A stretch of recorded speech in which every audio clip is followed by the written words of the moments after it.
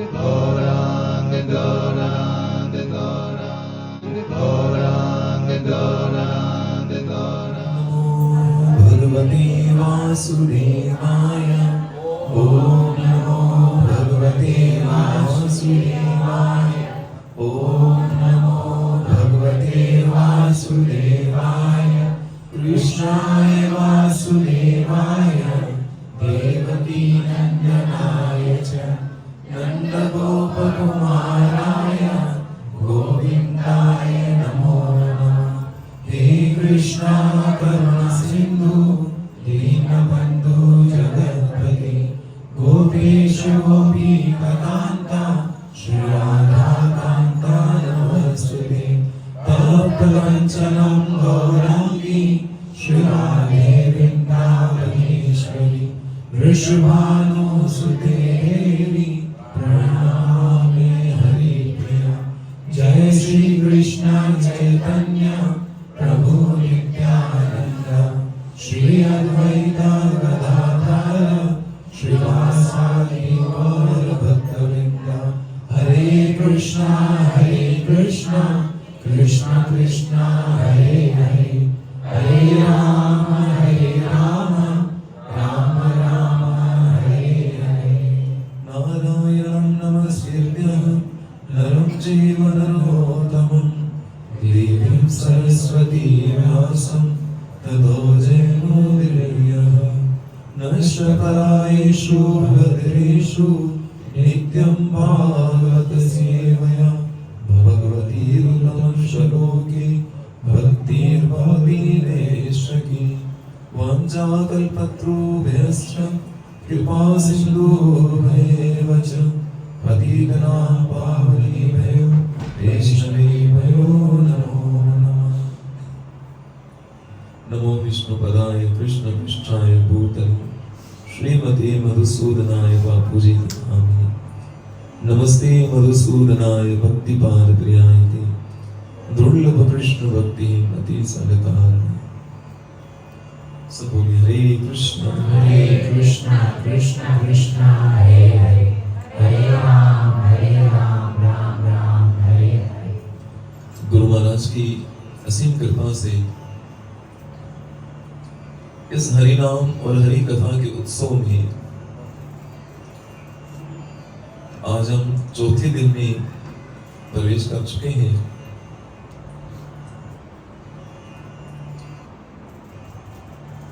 यदि हम इस हरि कथा की महिमा को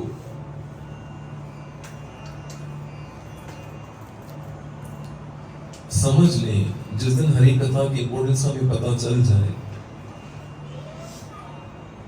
इसके बाद फिर हमारी जो सेंसेस हैं, हमारी जो इंद्रियां हैं, वो कहीं और सुख ढूंढने का प्रयास करेगी ही नहीं। जैसे कहते हैं हायर टेस्ट, या ऐसे समझ लो छोटा सा बालक जैसे इतनी समझ नहीं होती तो उसको अगर कोई 50 का नोट दे दे उसके लिए तो बल्ले बल्ले हो जाएंगे। उसे मालूम नहीं कि इससे और ऊपर भी कुछ होता है। और जब उसको मालूम पड़े कि $100 का नोट भी होता है, कौन सा? अरे बाप रे, एक नोट में इसमें तो इतने सारे नोट आ सकते हैं, फिर क्या करेगा? उस 50 के नोट के पीछे भागेगा? बोलो, पढ़े लिखे हो ना। बस इसी तरह से मनुष्य 84 लाख जन्मों में भटकते भटकते, और 84 लाख जन्मों में किया क्या? मात्र इंद्रिय भोग किए। पशु क्या करते हैं? यही तो करते हैं। बस आहार, निद्रा, भय, वेतन। पेट कैसे भरना है, स्वादिष्ट वस्तुएं कैसे खानी है, इसके बाद अच्छी नींद कैसे लेनी है, जो हमारे पास है उसकी रक्षा कैसे करनी है, और अपने शरीर का भोग कैसे करना है, मजा कैसे लेना है। यही तो 4 चीजें होती हैं अन्य योनियों के अंदर, मनुष्य को छोड़कर। और लेकिन जब किसी प्रमाणिक गुरु या साधु की कृपा हो जाए, उसको हरि कथा प्राप्त हो जाए, तो ये सब चीजें पीछे छूट जाती हैं। ये अकल आ जाती कि ये तो पशुओं को भी मिल रहा है, हम भी अगर उसी में अपना जीवन गंवाएं तो हम जैसा मूर्ख कोई नहीं। इसलिए हम जो इतने दिनों से भागवत की कथा में जो जो प्रसंग श्रवण कर रहे हैं,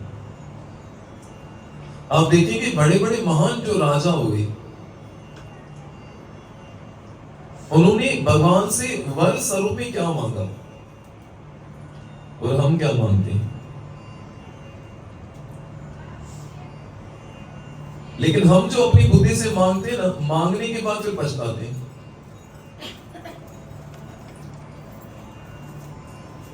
जैसे उदाहरण के तौर पे ध्रुव महाराज के प्रसंग को हमने श्रवण किया कि जब ध्रुव महाराज से कुबेर प्रसन्न हो गए और वर मांगने को कहा, तो ध्रुव ने क्या मांगा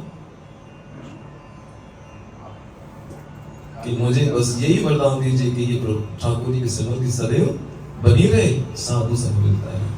तो साधु संग कब मिलेगा? ये स्मृति भगवान की कब होगी? जब साधु संग मिलेगा तब।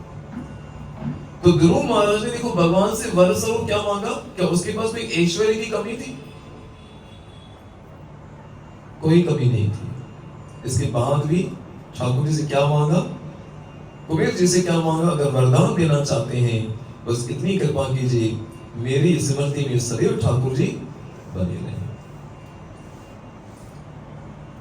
फिर कल हम जिस प्रकार देख रहे थे, सब बोलिए हरे कृष्णा कृष्णा कृष्णा हरे हरे, हरे राम उसी ध्रुव वंश में जो प्रतापी राजा हुए महाराज पृथु, जिनके कारण इस धरती का नाम पृथ्वी पड़ा।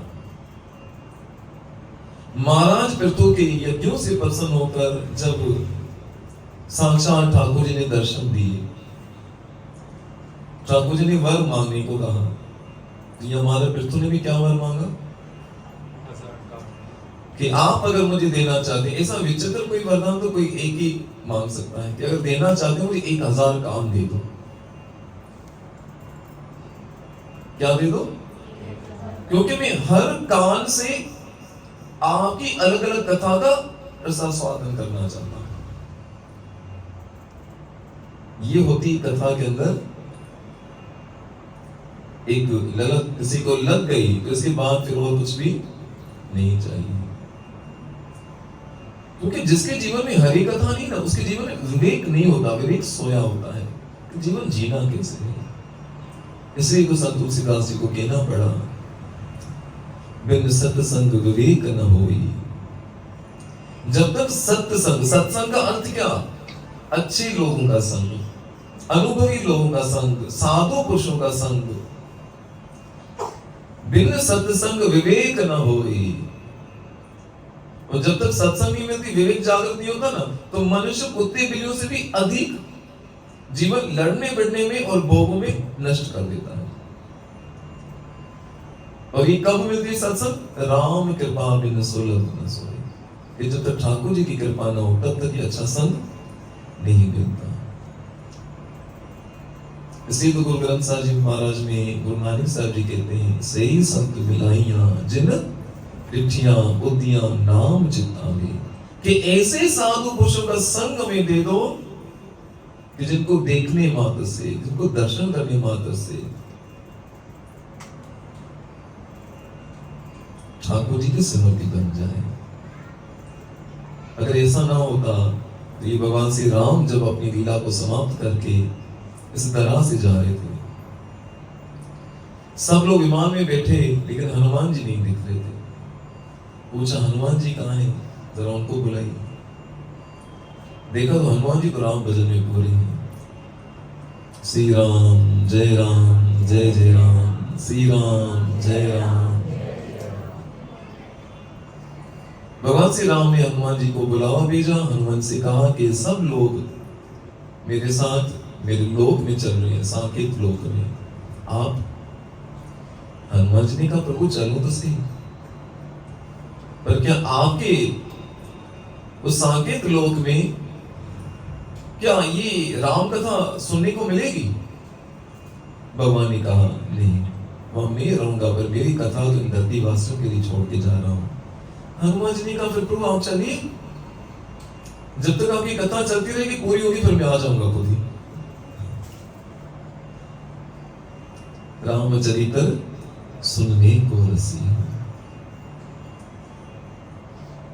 ये देखिए सर कबीर साहब जी को इन्विटेशन आया, स्पेशल इन्विटेशन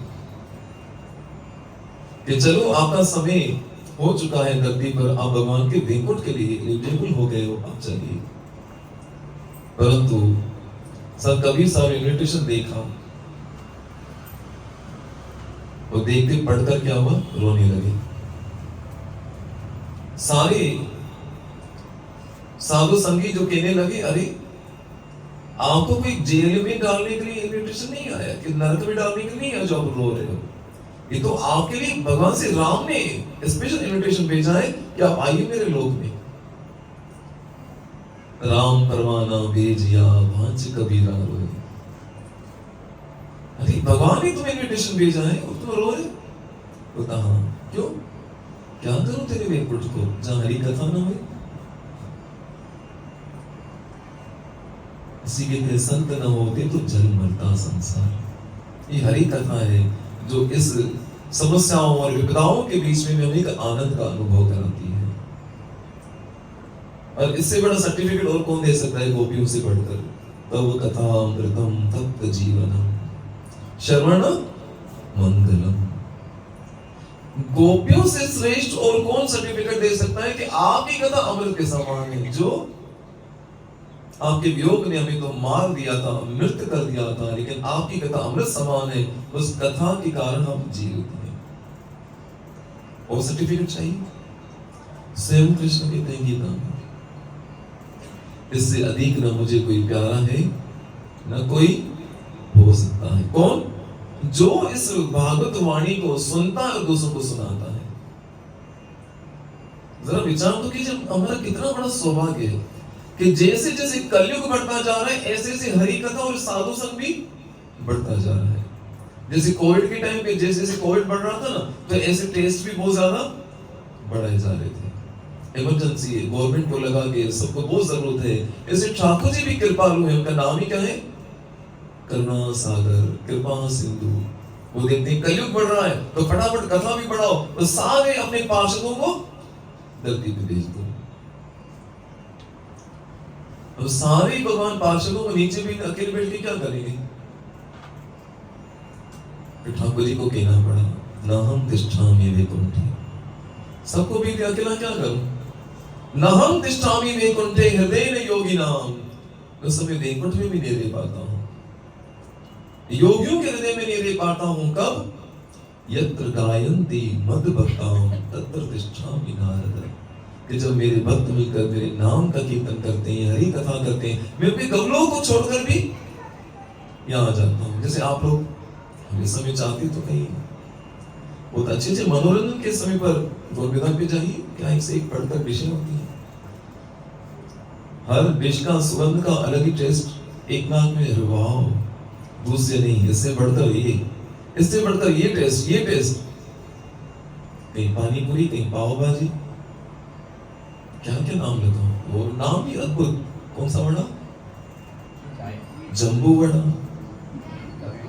तंदूरी चाय, एक से बढ़कर एक प्रलोभन। सब में टेस्ट है कि नहीं? है कि नहीं? लेकिन ठाकुर जी के आप पर हम पर कृपा हुई कि हायर टेस्ट मिला है हमें यहाँ पर। तो सही में दो प्रकार के लोग होते हैं, असुर और सुर। असुरों को कहां पे आनंद आता है? जहां पर निंदा हो रही हो, फालतू की चर्चाएं हो रही हो। लेकिन भक्तों का लक्षण क्या है? वो भी गीता में भगवान ने कहा, क्योंकि ऐसी जगहों पे आनंद नहीं आता, वो तो उनके लिए कौओं के तीरथ के समान है। इसी भगवत गीता में अपने भक्तों के गुणों को बताया है कि उन भक्तों को कहां पे आनंद आता है? मत चित्त मत गत प्राण बोधयंत परस्परम कथ्यन्तश्च मां नित्यं तुष्यन्ति च रमन्ति च। कि मेरे भक्तों के चित्त हमेशा क्या होते हैं? मुझ में बने रहते हैं, उनके प्राण हमेशा मुझ में बसे रहते हैं। और जब वो एक दूसरे से मिलते हैं तो क्या करते हैं? मेरे विषय में चर्चा करते हैं। हम क्या कर रहे हैं? चर्चा ही तो कर रहे हैं। मैं बोलने की सेवा कर रहा हूँ, आप सुनने की सेवा कर रहे हो, और अरस परस ये हरी कथा। और इसमें एक आनंद की अनुभूति हो रही है कि ठाकुर जी ने एक लक्षण बताया कि भक्तों का लक्षण क्या है। सब बोलिए जरा, हरे कृष्णा कृष्णा कृष्णा हरे हरे, हरे राम राम। इसे संत तुलसीदास जी ने कह दिया पहले ही कि मत अपने आप को भाग्यशाली समझना अगर आपको बहुत सारा धन मिल जाए, मत अपने आप को भाग्यशाली समझना जब आपको बहुत बड़ी पदवी मिल जाए। क्यों? ये तो स्मगलर को, पापी को भी मिल जाता है। शुद्ध दारा और लक्ष्मी पापी के घर भी हुए, पर साधु संग और हरि कथा तुलसी दुर्लभ हुई। और मैं क्या कहूं। और आगे महादेव जी कहते हैं मां पार्वती से, उमा किसका नाम है? मां पार्वती से, उमा सत्संग सम लाभ कछु नहीं, कि मनुष्य जीवन प्राप्त करके सत्संग से बढ़कर कोई लाभ हो ही नहीं सकता। लेकिन जब ये गुरु और गोरख की कृपा हो तब ये सद्बुद्धि आती है। और बहुत क्या मैं इस हरि कथा के विषय में कहूं कि हम कितने लकी हैं। और हर किसी के जीवन में समस्याएं हैं, ऐसा नहीं कि नहीं, बस रूप बदल कर रहे हैं। तो रहते हम काम करें, दुख आलम, और दुखों के पहाड़ पे बैठकर आप सोचोगे सुख आएगा। जैसे कल हमने श्रवण किया किस प्रकार महाराज पृथु ने इतने सारे यज्ञ किए, लेकिन स्वर्ग में बैठे हुए इंद्र को तकलीफ हो रही थी। ऐसे आप अपने घर पे बैठ के मौज मना, म्यूजिक चला, सामने वाले पड़ोस वाले को तकलीफ होगी। अर्थात आप इस संसार से लेकर दुनिया के नहीं, किसी और लोक में चले गए तो वहां भी समस्याएं हैं, समस्याओं से भरा पड़ा है। इसलिए परिस्थितियां बदलने का प्रयास मत करो, क्योंकि ठाकुर ने आपके प्रारब्ध के अनुसार उन परिस्थितियों में रखा है। फिर उन परिस्थितियों में क्या करो, उस परिस्थिति में जीना सीखो, अपने अंदर की दुनिया को बदलो, बाहर की दुनिया को अंदर आने मत दो। अंदर एक अपनी दुनिया बनाओ जिसमें कौन हो, सुंदर सिंहासन हो, जिसमें श्यामा श्याम विराजमान हो, उनके साथ अब लाड लड़ो। अब कभी मथुरा जाते हो, वृंदावन जाते हो, तो ट्रेन में जब जाते हो तो कई प्रकार के स्टेट गुजरते हैं, हर स्टेट का मौसम अलग होता है, कई प्रकार के स्टेशन आते हैं। लेकिन क्या उनको देखकर आप दुखी हो जाते हो? क्यों? क्योंकि आपका उसमें ध्यान किस पे होता है, खुशी किस पे होती है, हम कहां जा रहे हैं? वृंदावन जा रहे हैं। ऐसे जो भक्त होते हैं ना, उसके जीवन में भी दुख आता है, उसके जीवन में भी सुख आता है, लेकिन उसकी दृष्टि किस पे होती कि मेरी मंजिल क्या है? मेरे कृष्ण। कौन? मेरे कृष्ण। इसलिए वो दुख को सुख को पता है यार ये टाइम भी गुजर जाएगा, मजा लो उनका। बस हरि कथा के लिए और मैं क्या कहूं, कितना कहूं। स्वयं भगवान जगन्नाथ इसके साक्षी हैं, जो सो अपनी कथा सुन सुन के क्या हो गए, इतना खो गए कि अपनी सुध बुध भूल गए, और उनके अंग पूरे सब क्या हो गए, अंदर चले गए।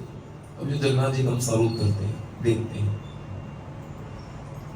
और ये हरि कथा क्या है वास्तव में? ये हरि कथा तो एक बहाना है कृष्ण को अपने हृदय में बुलाने का। हरि कथा के द्वारा कृष्ण हमारे कानों के द्वारा क्या जाते हैं, हमारे हृदय में जाते हैं, और जाकर क्या करते हैं, ऐसे करके बैठ नहीं जाते। दुनोती कलमशम, धोते हैं। जैसे आप घर पे कपड़े धोते हो, फर्श धोते हो कि काम वाली भाई धोती है, मुझे नहीं पता। लेकिन ठाकुर जी को देखो, वो चाहे तो किसी और को भेज सकते हैं हमारे हृदय के अंदर सारे उस गंद को, कचरे को साफ करने के लिए। लेकिन कृष्ण कहते नहीं, जो श्रद्धा से हरि कथा को श्रवण करता है, कानों के द्वारा कृष्ण उसके हृदय में प्रवेश करते हैं, और दुनोती कलमशम, उनके सारे कलमशों को धो डालते हैं, उन सारे अनर्थों को धो डालते हैं जो अपने जीवन में क्या करते हैं, दुखी करते हैं। तो ये हरि कथा कोई साधारण वस्तु नहीं, ये तो साक्षात ठाकुर जी को कितने वशीकरण मंत्र। अरे हाँ, कभी आप जाते हो कि ट्रेनों में तो कई दीवारों पे ऐसे फालतू कुछ लगे रहते हैं, कोई लिखे रहते हैं, वशीकरण मंत्र आपका महबूब आपके चरणों में, आमिल जागी काला बाबा, पता नहीं क्या लिखा होता है। है ना, देखा होगा। वो तो पता नहीं क्या है, लेकिन ठाकुर जी को वश में करने का एक ही रास्ता है, ये हरि कथा। ये हरि कथा से क्या मिलता है? हरि नाम मिलता है। और जो भगवान जिनका नाम अजीत है, जिनको कोई जीत नहीं सकता, वो भी क्या हो जाते हैं? भक्तों के द्वारा हार जाते हैं। तभी तो भगवद गीता में कृष्ण को कहना पड़ा, अनन्या चिंतयन्तो माम ये जना परिपासते तेषां नितभिक्तनाम योगक्षेम वाम्य, कि ऐसे भक्तों का सारा जीवन अपने जिम्मे में ले लेता हूं। सब बोलिए जरा, हरे कृष्णा कृष्णा कृष्णा हरे हरे, हरे राम राम राम। अब मुझे याद क्यों नहीं दिलाते कि भाई ध्रुव चरित्र चल रहा है? ये और भी पता नहीं कहाँ हरी कथा में बेहतर चले जाए हम लोग। तो कल हमने श्रवण किया महाराज पृथु के विषय में। ये महाराज पृथु ने इतने सुंदर राजपाट को चलाया है कि सारी प्रजा को भगवान श्री राम के राज्य की स्मृति हुआ है। अर्थात महाराज पृथु के राज्य को भगवान श्री राम के राज्य से कंपेयर किया गया है। और ऐसा राजा हो जिसकी यज्ञ में साक्षात भगवान प्रकट हुए, उनका क्या कहना। और उस समय जो पृथु महाराज ने भगवान से ये वर मांगा कि मुझे अब ये वरदान दीजिए, मुझे 1000 कान दे दीजिए। और महाराज पृथु के हृदय में जब ऐसी हरि कथा की ऐसी ललक देखी, ऐसी प्यास देखी, भगवान अति प्रसन्न हुए। तो साथ में ये भी कहा कि अब चतुष कुमार यानी 4 कुमार आएंगे जिनसे तुम्हें सत्संग का लाभ प्राप्त होगा। इसके बाद धरती माता ने महाराज पृथु से प्रार्थना की, क्योंकि महाराज पृथु से पहले धरती कैसी थी? उबड़ खाबड़ थी, पूरी पहाड़, ये वो कुछ व्यवस्था नहीं थी। धरती माता ने महाराज पृथु से प्रार्थना की कि महाराज आप मेरी सतह को समतल कीजिए, जिससे वर्षा का जल क्या हो, वो व्यर्थ न जाए और जिससे प्रजा सुखी हो पाए। महाराज पृथु इतने साहसी थे, उन्होंने अपने धनुष बाण से, उसके अपने बल के प्रताप से उन सारे पर्वतों को, चोटियों को, अन्य चीजों को, सबको क्या किया? समतल किया। वो क्या कहते? टाउनशिप प्लानिंग, क्या कहते हैं? क्या नहीं। तो ये महाराज पृथु ने क्या किया? इस धरती को समतल के अंदर रहने के योग्य बनाया। सुंदर सुंदर उद्यान, गार्डन्स, सुंदर सुंदर रोड और हर किसी के रहने के लिए अलग अलग प्रकार के व्यवस्थाएं की, जैसे प्रजा अपनी जैसे अपने मन से, अपनी इच्छा से अपने लिए व्यवस्था कर पाए, जिसको जैसा चाहिए, 1 BHK चाहिए, 2 BHK चाहिए, अपनी व्यवस्था कर सके। ऐसा सुंदर एक वो टाउनशिप प्लानिंग की पूरी। अगर मुझसे आज भी पूछे ना महाराज पृथु से पहले धरती कैसी थी, उनको जवाब दूंगा 1 नंबर से लेकर 5 नंबर देख लो, पता चल जाएगा कैसी थी। और कोई पूछे कि महाराज पृथु के बाद, मैं बोलूंगा थारवानी चले जाओ, एंटीला चले जाओ, वसंत वेली चले जाओ, और मोहन सब जो क्या एक दूसरे की। आप उस जगह जाओ तो दुनिया ही अलग, एकदम शांति, साफ सुथरी हवा, रोड। और यहाँ तो लगता है कि महाराज पृथु से पहले की धरती है।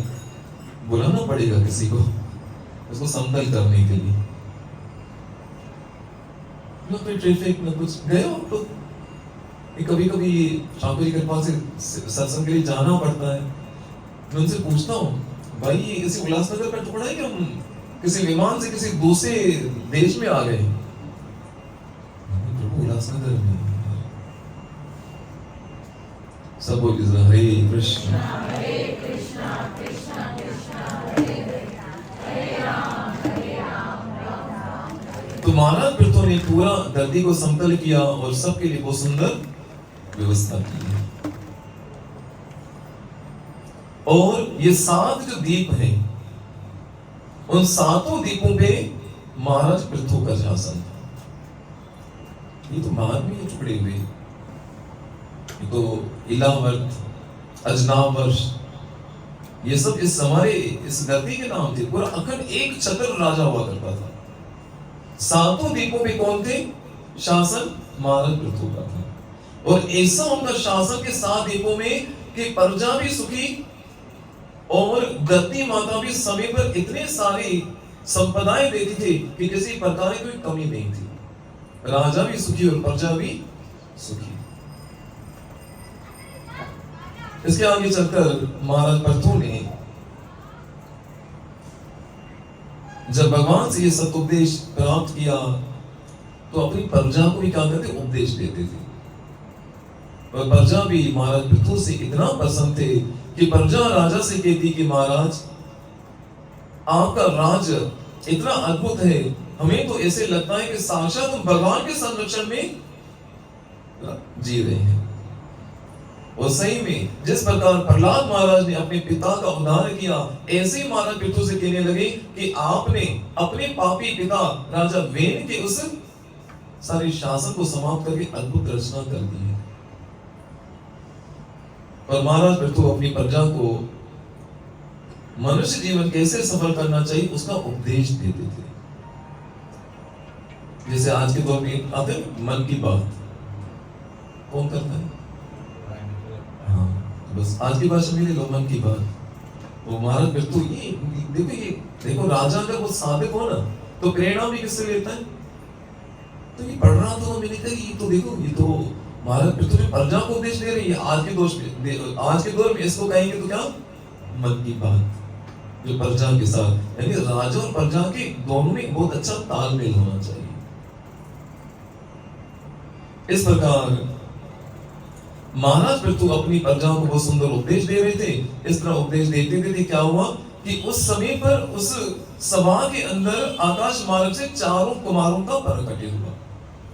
और चार संत कुमार आप सब जानते हो कि ब्रह्मा जी के मानस पुत्र। और ये चारों कुमार कैसे हैं? सदैव क्या करते हैं? हरि कथा में अपना समय गुजारते हैं। चार संत कुमारों की आयु 5 वर्ष से अधिक बढ़ती नहीं। इनमें से एक कुमार क्या करता है? भागवत कथा करता है, 3 सुनते हैं, फिर एक करता है, 3 सुनते हैं। ऐसे उनका जीवन हरि कथा में चलता रहता है। सब बोलिए जरा हरे कृष्णा कृष्णा कृष्णा हरे हरे, हरे राम राम राम हरे हरे। और इस प्रकार जब 4 संत कुमार वहां पर प्रकट हुए तो महाराज पृथु ने उस समय कुछ प्रश्न पूछे हैं।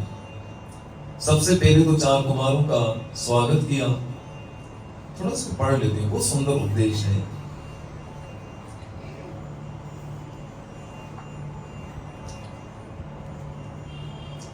जब एकत्रित लोग महाराज पृथु की स्तुति करते हुए उनका गुणगान कर रहे थे तो उसी समय 4 कुमारों का आगमन हुआ। अच्छा, आप में से 4 कुमारों के दर्शन किए किसी ने? कहीं चित्र में, कहीं भागवत में किए नहीं किए? मुझे बहुत दुख होता है इस चीज पे कि इतना सुंदर इतिहास है हमारे धर्म ग्रंथों के अंदर, स्कूल कॉलेज में बच्चों को ये क्यों नहीं पढ़ाया जाता? उन अत्याचारियों के इतिहास को पढ़ाया जाता है जिन्होंने हमारे धर्म पर हमेशा जुल्म किया। आज भी देखिए ये बड़ा दुर्भाग्य नहीं कि भारत के अंदर जहां जहां भगवान श्री राम और भगवान श्री कृष्ण के पावन स्थल वहां पर आज क्या बने हुए हैं?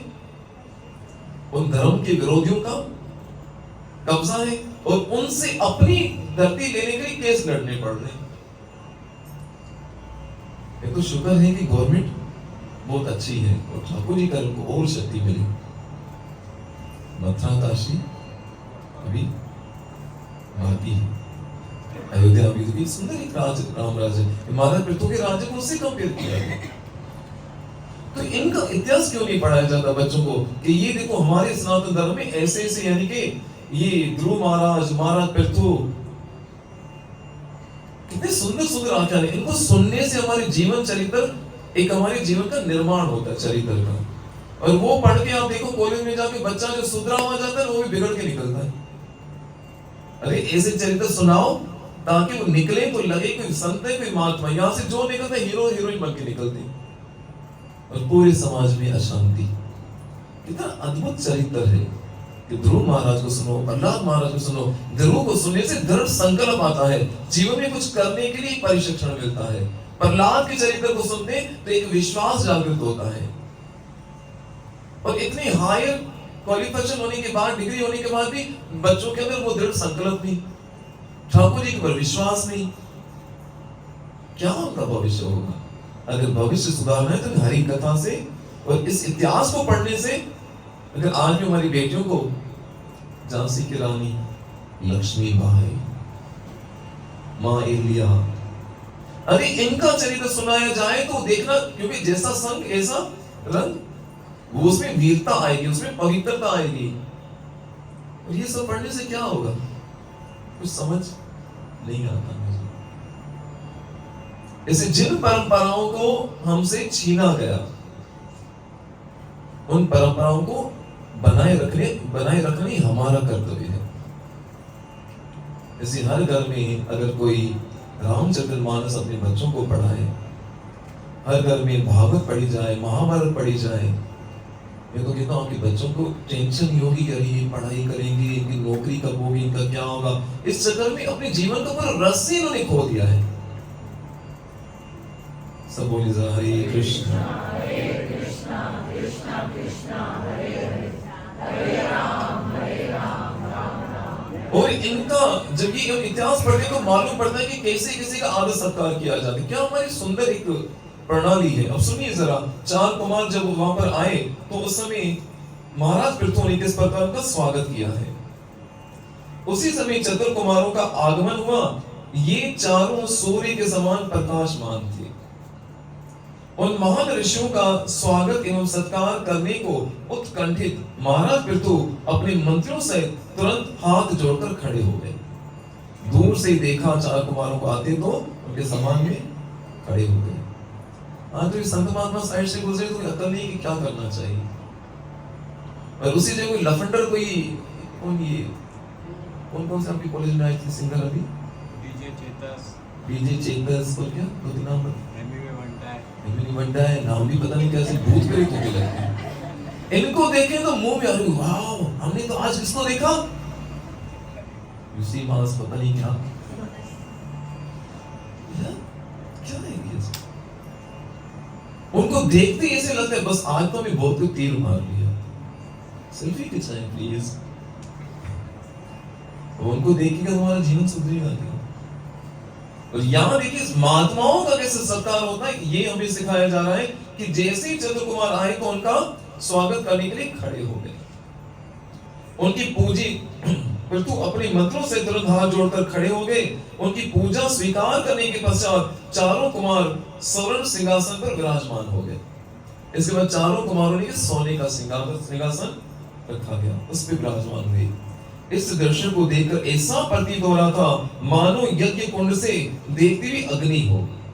अर्थात इन 4 कुमारों के तपस्या के कारण इनके शरीर से इतना अद्भुत तेज निकल रहा था कि मानो जो सोना होते चमक जैसे होते, इसे चमक रहे। ऋषियों को प्रणाम तथा उनके चरण प्रक्षालन करने के पश्चात पृथु महाराज ने वे जल लिया और अपने सिर पर छिड़का। इतने बड़े महान राजा होकर क्या किया, उन 4 कुमारों के चरणों का अभिषेक किया, फिर उस जल को अपने पर छिड़का। उन्होंने अपने उदाहरण से सिखाया कि आध्यात्मिक दृष्टि से उन्नत लोगों का किस प्रकार आदर करना चाहिए, कि अपने से जो बड़े स्पिरिचुअल पद में जो आगे बढ़े चढ़े उनका स्वागत और सत्कार कैसे होना चाहिए। अब जमाना बदल गया है, कोई आता है तो पटाखे फोड़ते हैं, लो एयर पोल्यूशन, आग जलाओ, आग लगाओ। ये देखिए कैसे कितना बदल गया है। ओ देख तेरे संसार की हालत क्या हो गई भगवान, कितना इंसान बदला है और कुछ नहीं बदला। तब अत्यंत नम्रता और सम्मान पूर्वक उन्होंने कहा, और पूछने का भी तरीका होता है। या तो सीधा चैलेंज कर दे, मैं भगवान को नहीं मानता हूं, मैंने नहीं देखा, क्यों मानूं। एक बहुत साइंस का प्रोफेसर मुझे मिला था गुजरात में, सीधा चैलेंज। मुझे याद है एक जोक, मैं उसको सुना के भाई तेरे प्रश्न के जो तूने जिस अंदाज में प्रश्न पूछा मेरे उत्तर याद आ रहा है। एक क्लासरूम के अंदर एक टीचर अपने बच्चों को पढ़ा रही थी, वो नास्तिक थी, 1 नंबर की। कहने लगी कि तुम में से किसी ने भगवान को देखा है? बच्चे बेचारे नो से देखा तो नहीं, होगा तो दिखेगा ना। टीचर ने क्या बोला, सिर्फ एक झटके में सिद्ध कर दिया। उन बच्चों में एक समझदार बच्चा बैठा था, वो खड़ा हुआ, टीचर से कहा, टीचर मैं भी कुछ कहना चाहता हूँ आपसे भी और इन स्टूडेंट से भी, मैं आऊँ आपकी जगह पे? यस कहो। स्टूडेंट आया और कहने लगा स्टूडेंट से, आपको टीचर के अंदर अकल दिखती है? सब बच्चों ने क्या बोला होगा, नहीं नहीं दिखती है। होगी तो दिखेगी ना। क्या बात है, कैसे कैसे बच्चों को पता नहीं कहां लेके जा रहे हैं। भगवान की देखने की चीज है, खुद को पवित्र तो करो। तत्पश्चात समान गुरु ने कहा, पहले तो ही आदर कैसे करना चाहिए संत और महात्माओं का वो करके दिखाया अपने आचरण से। तब अत्यंत नम्रता और सम्मान पूर्वक उन्होंने उनसे कहा, पूछने का भी तरीका कीजिए, पहले उनको प्रणाम करना चाहिए और विनम्रता से पूछना चाहिए, तब आपको वो आपका पात्र शुद्ध होगा, तब आपको ज्ञान देंगे। आपका पात्र पहले ईर्ष्या से द्वेष से भरा पड़ा है तो छोड़ दो, क्यों टाइम वेस्ट करें, दूसरे हैं ना, उनको जाकर समय दें। उन्होंने कहा, ऋषिवरों, महान योगियों के लिए भी आपके दर्शन दुर्लभ हैं, इसलिए मालूम नहीं मैंने पूर्व जन्म में ऐसे कौन से पुण्य किए थे जिसके फलस्वरूप मुझे आज आपके दर्शनों का सौभाग्य प्राप्त हुआ है। इस बात से हमें ये पता चलता है, अगर हमारे जीवन में कोई वैष्णव कोई परमाणु गुरु आ जाए तो उसका अर्थ है कि पिछले जन्मों में बहुत सारे पुण्य कर्म हमने किए होंगे, तब जाके ऐसे महात्माओं के दर्शन हुए हैं। क्यों? साधु संग साधु संग साधु संग लो मात्र साधु संग। किसी साधु का लो मात्र साधु संग मिल जाए ना तो क्या होता है, सर्व सिद्धि हुई, जीवन सफल हो जाता है। एक घड़ी आदि का पुण्य आद, संत जना की गोष्ठी कटे कोटि अपराध। करोड़ों जन्मों से जो हमने पाप किए वो एक क्षण किसी साधु प्रमाणिक पुरुष के दर्शन भी हो जाए तो सारे अपराध नष्ट हो जाते हैं। आप ऑटोमेटिक देखिए, जीवन में दो व्यक्ति आते, दोनों को दुख देते हैं। एक साधु भी दुख देता है और दुष्ट भी दुख देता है।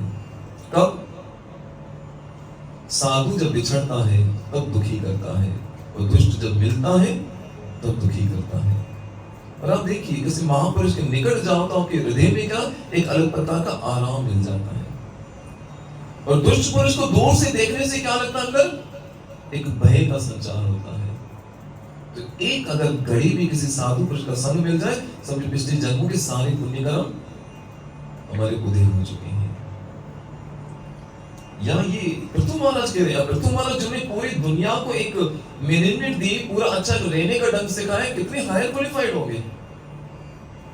और वो कह रहे इतना हायर क्वालिफाइड, इतना हायर इंटेलिजेंट व्यक्ति जिसके नाम से धरती का नाम ही पृथ्वी पड़ा, ये साधारण व्यक्ति थोड़ी कह रहा। ये पिछले पूर्व जन्म के पुण्य कर्म होते हुए तब आपके हमें दर्शन हुए हैं। जो मनुष्य आप जैसे महान ब्राह्मणों तथा वैष्णवों को पसंद करता है, उसके लिए इस लोक तथा परलोक में कोई कार्य दुस्साध्य नहीं रहता। वे व्यक्ति सहज रूप में भगवान का प्रिय बन जाता है, और जो साधुओं के संग में आ जाता है वो ऑटोमेटिक भगवान का प्रिय बन जाता है। हे ब्राह्मणों, कृपया बताइए, इस भौतिक संसार के जटिल बंधनों से जकड़ा व्यक्ति, ये हमारे लिए प्रश्न पूछ रहे हैं, हम सब जकड़े में बंधे हुए सब, जिसके जीवन का एकमात्र लक्ष्य इंद्रिय भोग है। हमारे जीवन का लक्ष्य क्या है? किसी बच्चे से कोई क्यों पढ़ाई कर रहे हो? पढ़ लिख डिग्री लेंगे, फिर क्या करोगे? नौकरी करेंगे, नौकरी करके क्या करोगे? पैसा कमाएंगे, पैसा कमा के क्या करोगे? अच्छा घर बनाएंगे, अच्छा घर बनाएंगे, इसी बात क्या करोगे? आगे फिर देश देश देश देश। या यही तो महाराज कह रहे हैं कि हम सब खाली, और ये हमारे स्कूल कॉलेज में शिक्षा किसकी दी जाती? इंद्रिय भोग करने की, कि शरीर का सुख कैसे, कैसा इंटीरियर होना चाहिए, कैसा बंगला होना है, बोलना लड़की प्यारी हो, नहीं क्या गाड़ी, पता नहीं गाड़ी फरारी हो, उसमें लड़की प्यारी हो, बस बात बन जाए। क्या ये इसके लिए जीवन मिला? भटकते रहते, दे दे छोड़ो, पता नहीं किस मेटर में निकल जाऊंगा। तो यहाँ पर तुम्हारा हम जैसे जीवों के लिए कह रहे जो हमेशा किसके पीछे भागते, भोग के पीछे भागते रहे। हमें हर चीज में क्या चाहिए, मजा चाहिए, बस और कुछ नहीं। तो ऐसे लोगों का कल्याण कैसे होगा, किस प्रकार परम सौभाग्य प्राप्त कर सकता है। मुझे कोई संदेह नहीं कि आप जैसे महापुरुष इस संसार की दावा अग्नि में झुलस रहे प्राणियों के परम हितैषी मित्र हैं। और यहाँ फिर तुम्हारा चार कुमार को कह रहे हैं कि संसार में मुझे आप जैसे यानी साधु या महात्माओं जैसा कोई हमारा परम हितैषी कोई हो ही नहीं सकता। हर कोई स्वार्थ के वश आपसे कोई संबंध रखेगा, लेकिन साधु होता है जिसको आपसे कोई स्वार्थ नहीं होगा। वो आपसे क्या स्वार्थ रखेगा, उसको तो इतना बड़ा धन मिल चुका है, ठाकुर जी मिल चुके हैं, तो उसको बाकी चीजों की क्या वैल्यू। इसलिए मैं वे विधि जानना चाहता हूं जिससे पीड़ित जीव अति शीघ्र अपने जीवन के सर्वोच्च ध्येय को प्राप्त कर सके। जैसे आप मुझे वो विधि बताइए, वो तरीका बताइए जिससे मैं क्या कर सके, इस संसार के लोग इन बंधनों को काट के अपने मनुष्य जीवन के लक्ष्य को प्राप्त कर सके। महाराज पृथु के सार्थक एवं सत उपयुक्त वचन सुनकर संत कुमार संतुष्ट हो गए। उन्होंने उत्तर दिया, हे राजन, आपने अत्यंत सुंदर प्रश्न पूछे हैं, क्योंकि ऐसे प्रश्न जनमानस के लिए कल्याणकारी होते हैं। प्रश्न ऐसे पूछने चाहिए। किसी समय पे कोई क्लासेस हमने ज्वाइन की थी, मैंने लोकेश ने, तो अकस्मात एक दिन एकादशी का दिन आ गया और एकादशी के दिन स्पेशल एक मैडम को बुलाया गया जिसमें टेबल मैनर्स सिखा रहे थे। कैसे आपको टिश्यू पेपर हाथ में लेना है, कैसे प्लेट में आपको कांटे इस प्रकार से रखने हैं, ये सब टेबल मैनर्स सिखाते ना। देखिए यार, ये कुत्ते बिल्लियों को तो नहीं सिखाया जाता है, इंसान के लिए अलग से उस मोहरत है, उसको पता ही आज एकादशी और खा के दिखा दे, इसे साफ करना है, ये करना है, वो करना है। अरे ये तो ऑलरेडी खाना किसको नहीं आता, मुझे बताओ। बच्चा जन्म लेकर उसको सिखाता है कि माँ का दूध कैसे पीना है, दांत आ जाते हैं रोटी कैसे खानी, भी सिखाता है। कहाँ टाइम बर्बाद करे मेरी, तो वहां भी तो पढ़ी लिखी बेवकूफ है। इंसान को सिखा रही कि खाना कैसे चाहिए। हरे कृष्ण हरे कृष्ण।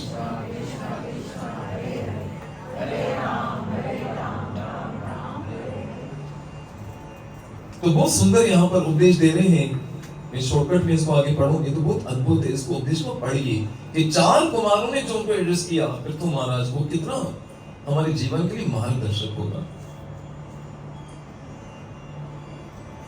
मनुष्य को चाहिए कि वे अपने जीवन को इस प्रकार ढाले कि वे भगवान के महिमा अमृत के बिना एक क्षण भी शांति से न बैठ पाए।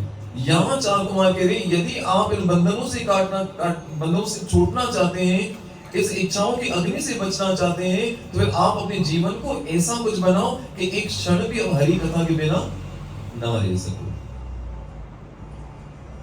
क्यों? केवल इस प्रकार वे भौतिक इंद्रिय भोग के प्रति अपनी गहरी जमी इच्छाओं से निरस हो सकता है।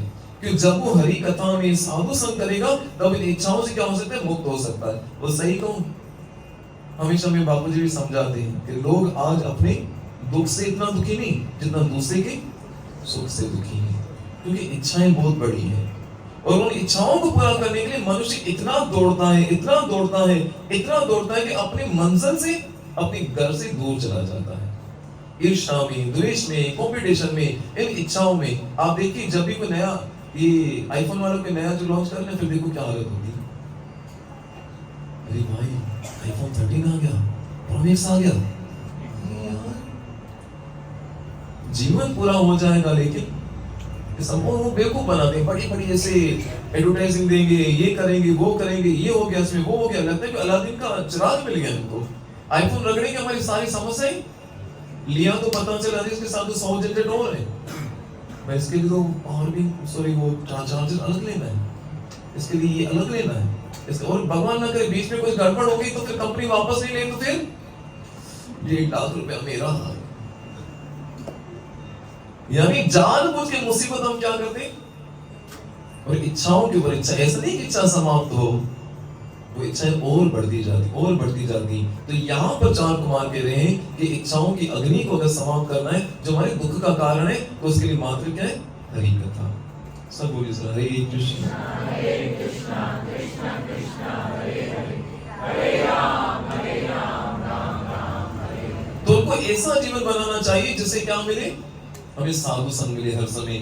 ऐसे भक्त को अत्यंत सरल जीवन यापन करना चाहिए और सावधानी पूर्वक नियमों का पालन करते हुए अन्यों की निंदा नहीं करनी चाहिए। यहाँ पर क्या आइडिया दे रहे हैं, कैसा जीवन होना चाहिए? श्रील प्रभुपाद ने सिंपल कहा, सिंपल लाइफ आई थिंकिंग। जीवन मेरे सादा हो, मेरे विचार ऊंचे होने। हम इसका उल्टा करते हैं, तड़क भड़क वाले कपड़े चाहिए, ऊजा गाड़ी चाहिए, ये चाहिए, वो जो विचार कैसे एकदम थर्ड क्लास।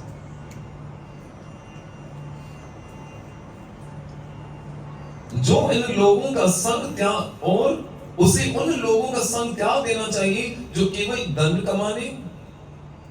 उदासीन नहीं पढ़नी चाहिए कथा मुझे। क्या कह रहे कि पहले तो अपने जीवन को कैसा बना? Simple life I thinking. और कैसे लोगों से बचो? पढ़ो कि नहीं पढ़ो? नहीं, यहां पढ़ी, अमल करोगे? लगता तो नहीं लक्षण। सब बोलिए हरे कृष्णा हरे कृष्णा कृष्णा कृष्णा हरे हरे, हरे राम राम हरे। तो जीवन को अगर सरल बना, सुखी बनाने क्या करो? ऐसा अपना जीवन रखो जिससे क्या हो कि ठाकुर जी की स्मृति बनी रहे, कि बार बार ठाकुर जी के दर्शन हो, हरि कथा प्राप्त हो। और जीवन कैसा होना चाहिए? Simple life. जब आपका छोटे से फोन से गुजारा हो सकता है, सिंपल गाड़ी से गुजारा हो सकता है, जाना तो निधिवन से आश्रम में तो ठीक है ना, तो जरूरी कि बहुत बड़ी लो गाड़ी लो, उसको वो करो। तो जितना जीवन सिंपल होगा इतनी जीवन सुखी होगा। फिर आगे कहते ऐसे लोगों का संग मत करो। किनका? ऐसे भक्त को जो सुखी होना चाहता है। किसके लिए कहा जा रहा है? जो सुखी होना चाहता है, इच्छाओं की अग्नि से खुद को बचाना चाह रहा है, उसे उन लोगों का संग त्याग देना चाहिए जो केवल धन कमाने और इंद्रिय भोग में रुचि रखते हैं।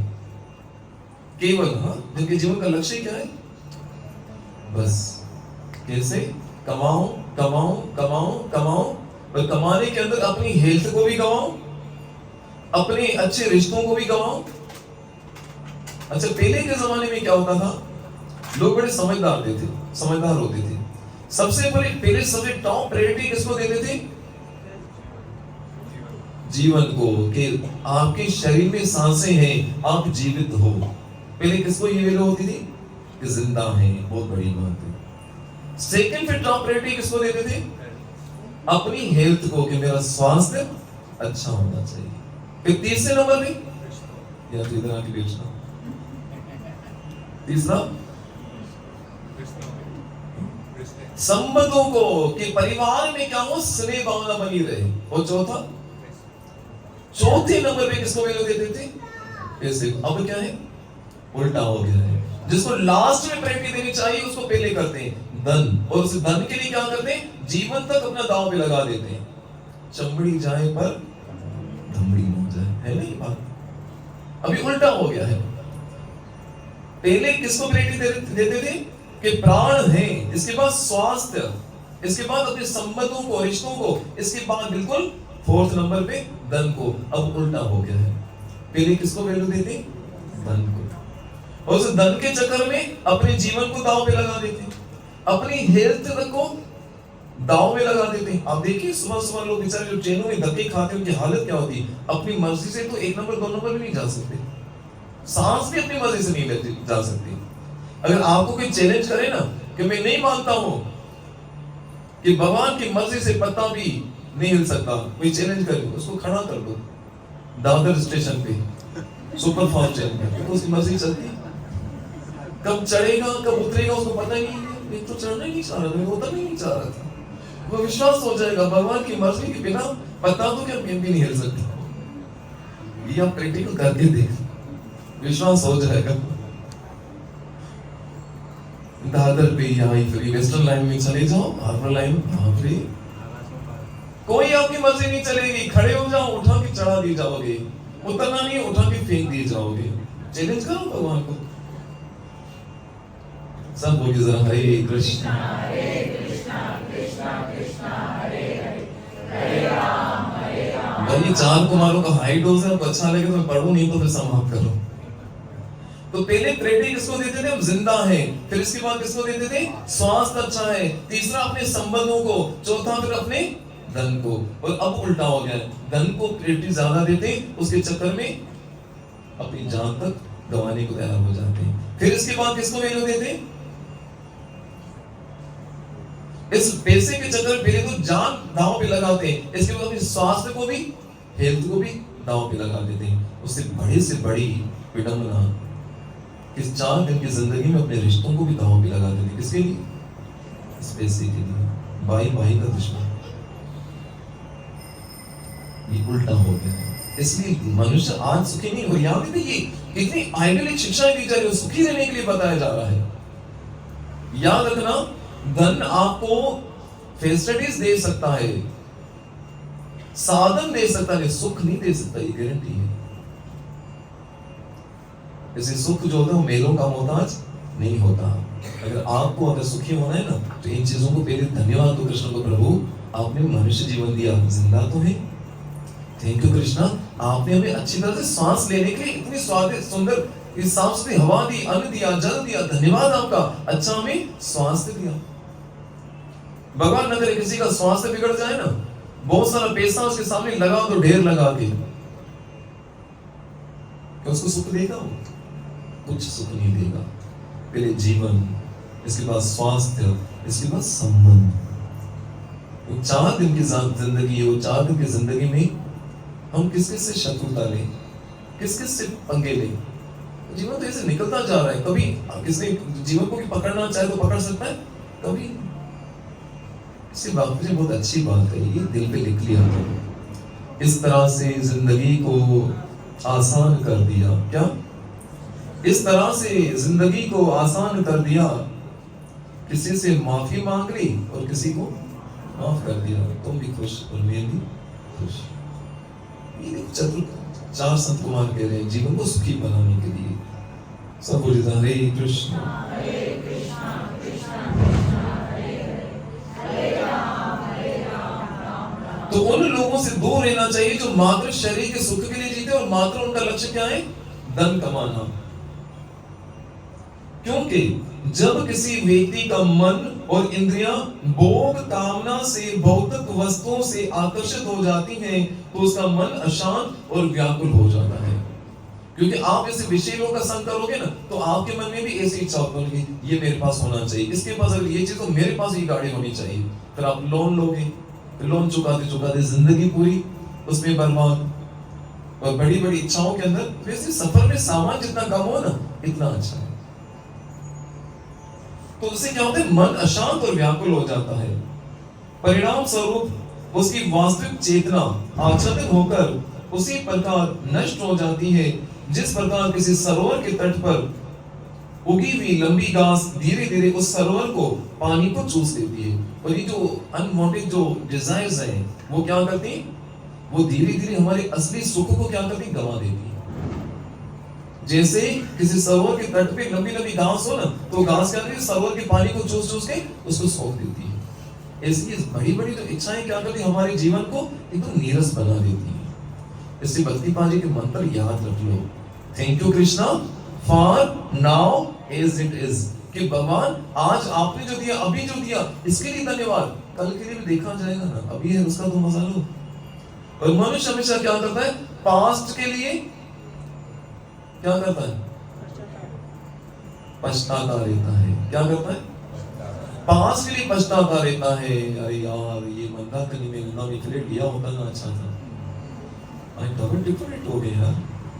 80 लाख वाला 1 करोड़ 80 लाख, सच्ची कह रहा हूं, 3 महीने पहले की बात। 80 लाख वाला 1 करोड़ 80 लाख। पास के लिए हमेशा रोता रहता है, यार उस टाइम ये कर लिया होता ना, अच्छा था। एक तो पास के लिए रोता रहता, और फिर फ्यूचर के लिए हमेशा चिंतित रहता है, कल मेरा क्या होगा, कल यार भाई। और उस पास्ट के चक्कर में और फ्यूचर के चक्कर में अपने वर्तमान को, प्रेजेंट को क्या करते हैं, दुखी करते हैं। अरे आज तेरे ठाकुर जी ने इतना अद्भुत जीवन दिया है ना, इसका मजा लो ना, क्यों चिंता करते हो? बस ये विश्वास होता है भक्तों को, इसलिए पास्ट की चिंता नहीं करते, फ्यूचर की चिंता नहीं करते, वर्तमान क्षण में रहते। आज तो मेरे ठाकुर ने मुझे सुख दिया ना, आगे सुखी हूँ, हरी कथा सुन रहा हूँ, अपने पाँव पे बैठा हूँ, किसी का मोहताज नहीं हूँ। Thank you Krishna, for now as it is.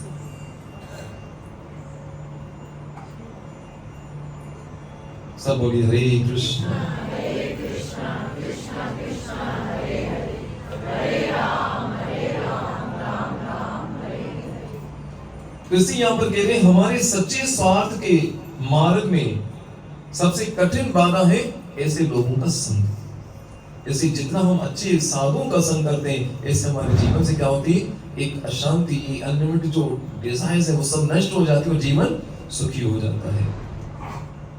जब व्यक्ति आध्यात्मिक ज्ञान से पूरी तरह विहीन हो जाता है तो धीरे धीरे वे वृक्षों और पत्थरों के स्तर तक गिर जाता है। यानी दो प्रकार का ज्ञान होता है, एक जो स्कूल में हम प्राप्त करते हैं उसको कहते हैं विद्या, ठीक है, ज्ञान नहीं, सॉरी, जो स्कूल कॉलेज में जो किसको विद्या कहते हैं, विद्या नहीं एक्चुअली, वो क्या अविद्या है। विद्या किसको कहते हैं, जो वेदों से आई है, जो भी भागवत में श्रवण कर रहे हैं। तो यहाँ पर कहते हैं जब कोई व्यक्ति आध्यात्मिक ज्ञान से पूरी तरह विहीन हो जाता है, जब उसमें ये भागवत की शिक्षाएं, भगवत गीता की शिक्षाएं जो उसके जीवन से निकल जाती है ना, तो धीरे धीरे वो कैसा हो जाता है, एक वृक्षों की तरह, वो पत्थरों की तरह जीवन उसका हो जाता है। किसी को कोई किसी का एहसास नहीं रहता, सद्भावना निकल जाती है। इसलिए हे राजन, कृपया पूर्ण पुरुषोत्तम भगवान को समझने का प्रयास कीजिए, जो व्यक्ति के शरीर में आत्मा के साथ निवास कर रहे हैं। प्रत्येक व्यक्ति को उन्हीं भगवान की शरणागति स्वीकार करनी चाहिए। इसलिए अगर सुखी होना चाहते हो तो फिर क्या करो, उस परमात्मा के साथ अपना रिश्ता जोड़ो जो सदैव हमारे हृदय में परमात्मा स्वरूप में बैठे। सही को सुख भगवान ने सबको दिया है, खाली हमने उसका कनेक्शन गलत जगह पे लगा दिया है। एक ही वायर इसमें सब में, ठीक है, एक ही कंपनी की वायर घूम रही। अब उस वायर को किसी ने एसी में लगाना था, तो उसने गलती से उसको किस में लगा दिया, हीटर के अंदर। तो क्या मिलेगा, गर्मी मिलेगी। बस गलती क्या की, हमने अपने इस शरीर को, यानी शरीर की वायर को किसके साथ जोड़ दिया, हीटर के साथ, यानी संसार की इच्छाओं से जोड़ दिया। बस करना क्या है, ये सत्संग क्या करती है, सत्संग यही करते, उस वायर को निकालते। भाई गर्मी का सीजन है, इस वायर को हीटर में नहीं लगाना है, इस वायर को निकाल के कहां पे लगाना है, एसी में लगाना है। वायर वही था, वहां से गर्मी मिल रही थी, लेकिन जैसे इसको सही जगह पे कनेक्ट किया तो वहां से आपको ठंडक मिलना आरंभ हो गई।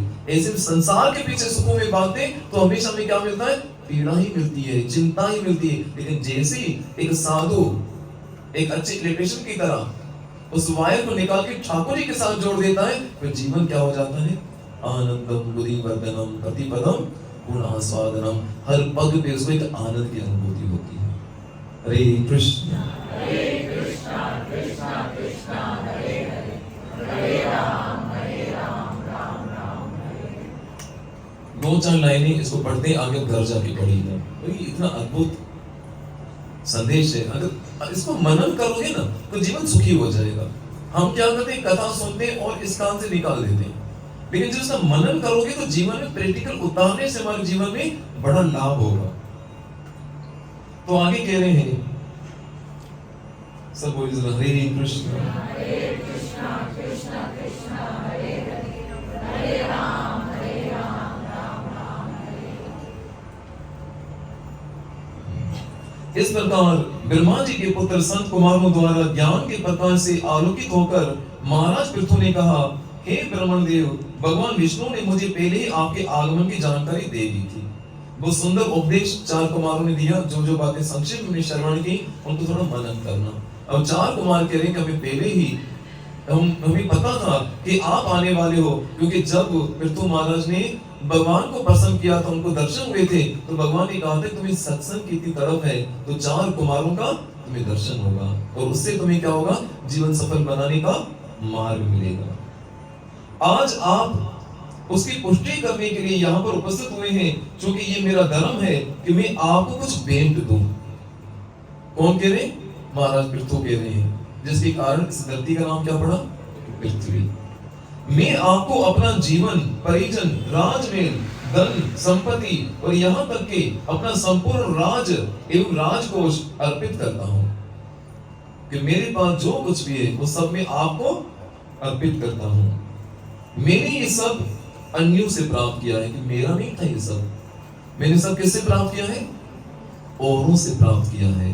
क्या आप संसार में आए थे तो अपना पासबुक, चेकबुक, अकाउंट सब लेकर आए थे क्या? या आए थे क्या? आए इस जहां में तो तन पे कपड़ा भी न था मुसफ़ी। क्या? आए इस जहां में तो तन पे कपड़ा भी न था मुसफ़ी, बस 2 गज कफन के टुकड़े को इतना सफर किया। आए थे खाली और गए भी जीरो, कुछ अपने साथ। तो याद है कि तुम्हारा स्वीकार करें, एक्सेप्ट करें कि जो कुछ मेरे पास है ये सब मेरा नहीं है, ये मैंने अन्यों से प्राप्त किया है। बस हम गलती क्या करते हैं ना, कहीं आप घूमने जाते हो, किसी 5 स्टार होटल में रूम बुक किया तो कितना मजा आता है ना, ऐसे हम अपने को प्रिंस से प्रिंस ही समझना शुरू कर देते हैं। वो गेट पे हमारा स्वागत करता है, बड़े बड़े वो पेरदार खड़े होते हैं ना, अरे वाह गरम कुछ ना नहीं देता, और अंदर बहुत स्वागत के साथ टेबल पे बिठाया जाता है, बहुत अच्छे से आदर से हमसे ऑर्डर लिया जाता है सब कुछ। फिर उसमें 3-4 नाइट हम रहते हैं, तो क्या हम वहां पर रहने के लिए समझे कि हमेशा के लिए आए? छोड़ने के समय रोते हैं क्या उस रूम?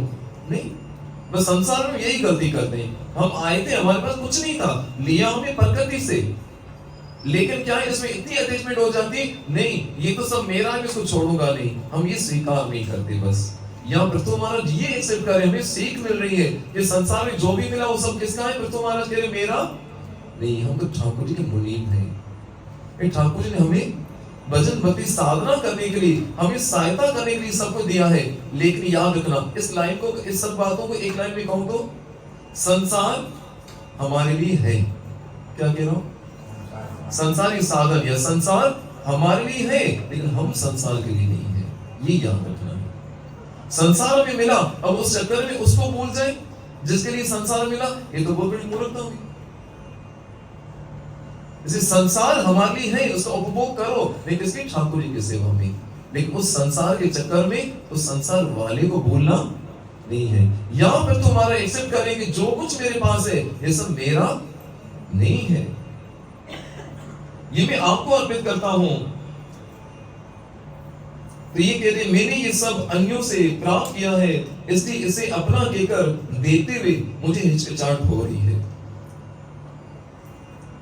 ये संपूर्ण ऐश्वर्य मैंने ब्राह्मणों की कृपा से प्राप्त किया है। याद रखना, ये भगवत गीता में भी आया है कि जिसकी भक्ति अधूरी रह जाती है तो भगवान उसको ऐसे धनाढ़ी परिवार में जन्म देते हैं या किसी वैष्णव परिवार में जन्म देते हैं। ये तो ठाकुर जी की कृपा है, हमने क्या अपनी मेहनत से कमाया, वो तो एक बाना है खाली। ये संपूर्ण ऐश्वर्य मैंने ब्राह्मणों की कृपा से प्राप्त किया है, और इस दृष्टि से इन सबके वास्तविक स्वामी आप ही हैं। आप जैसे महापुरुषों द्वारा दिए गए ज्ञान का प्रतिदान इस संसार में किसी भी वस्तु से नहीं किया जा सकता।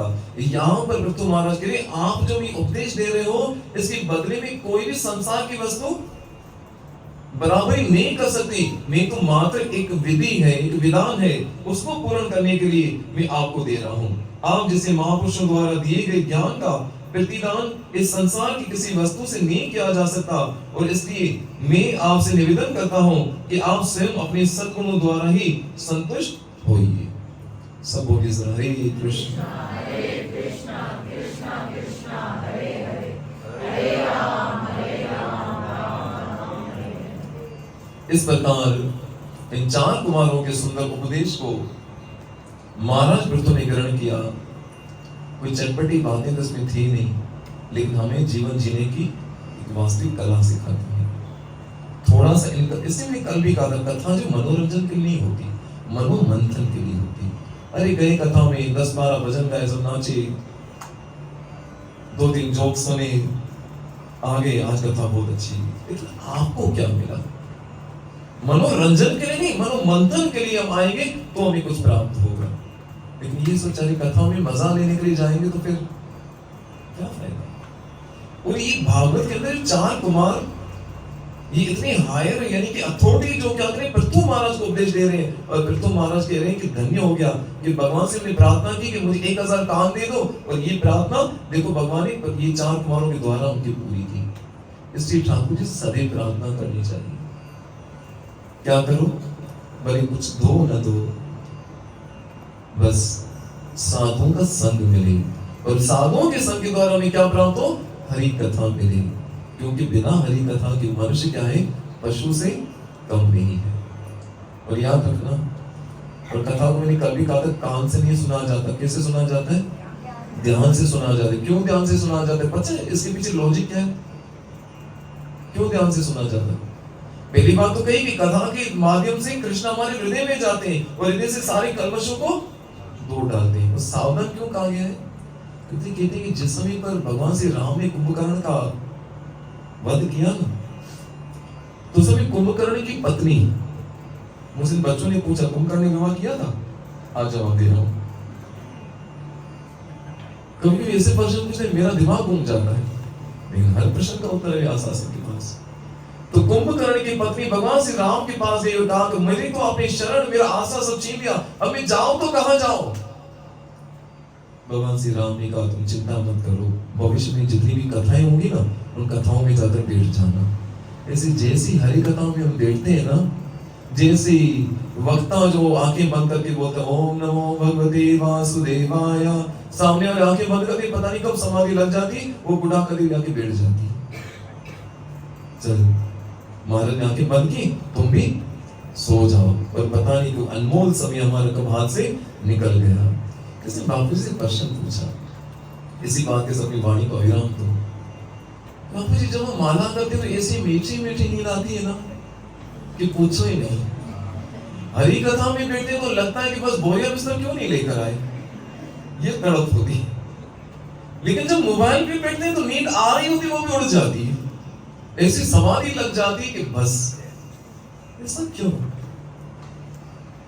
उत्तर तो बहुत अलग दिया बापू ने कि वास्तव में अगर आपको नींद आएगी तो किस पे आएगी, जो फूलों की बिस्तर पे आएगी, कभी कांटों के बिस्तर पे नींद नहीं आएगी। हरि कथा तो वास्तव में हमारी लाडली जी की गोद है, और मां की गोद में देखकर किसको मिलेगी। ठीक है, अगर आगे सो गए तो भी ठीक है, साथ वाले को बोल दो भाई, बोल दो भाई सो गया तो जगा देना। सो गए तो कथा में उठोगे तो भी किसके सामने होगे, तो भी लाभ ही लाभ है। इसी भाई बुढ़ा का देवी से सावधान रहना, और हरि कथा को अच्छे से मनन करना, इससे अपने जीवन जीने की बहुत अच्छे आदर्श बताए जा रहे हैं। इसी मंगल कामना के साथ जैसे महाराज पृथु ने भगवान से प्रार्थना की कि हमारी बुद्धि सदैव उनकी हरि कथाओं में रमी रहे, इससे कृष्ण करे हमारी बुद्धि भी ठाकुर जी की हरि कथा में सदैव लगी रहे, जिससे हमारा मनुष्य जीवन सफल हो सकता है। जो महादेव ने कहा उमा सत्संग संग लाभ कछु नहीं, मनुष्य जीवन प्राप्त करके कुछ भी कमाए वो बड़ा लाभ नहीं, लेकिन वास्तविक लाभ क्या है, जो हरि कथा को हमने श्रवण किया। ये तो गुरु गुरु की कृपा है, जीवन बिहारी की कृपा है, जिसके कारण हम ये 7 दिन का उत्सव हरि कथा और कीर्तन का प्राप्त हुआ है। तो आइए इस कथा को विराम देते हुए हरिनाम संकीर्तन के साथ कल पुनः हम आगे बढ़ेंगे, और बहुत अद्भुत उपदेश है जिसको हम श्रवण करके अपने जीवन को मंगलमय बना सकते हैं। हरे कृष्ण।